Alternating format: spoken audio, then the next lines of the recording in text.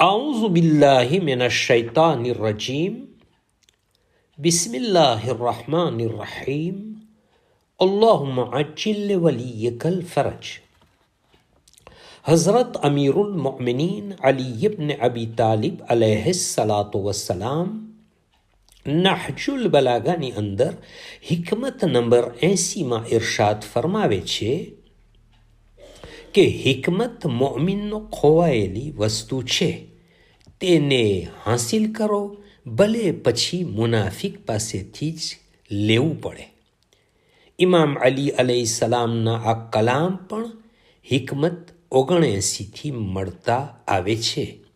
જ્યારે કોઈ કિંમતી વસ્તુ ખોવાઈ જાય તો તેને શોધતા ફરે છે અને તેને મેળવવાની કોશિશ કરે છે. ભલે પછી મોમિન હોય કે મુનાફિક, કાફિર હોય કે મુશરિક, પછી અમીર જ કેમ ન હોય, બધા જ કિંમતી ખોવાયેલી વસ્તુને શોધવાની કોશિશો કરે છે.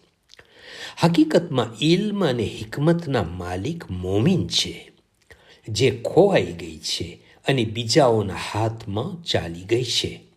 તો મોમિન માટે જરૂરી છે કે જેની પાસે પણ હોય પોતે હાંસિલ કરવાની કોશિશ કરે.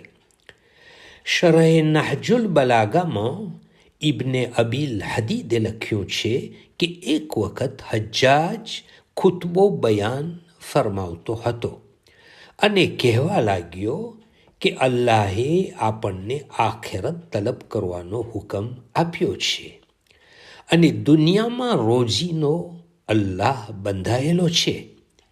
કાશ કે આખેરતની ખુદા જમાનત લીધી હોત અને આપણે દુનિયા મેળવવા પાછળ લાગેલા છે.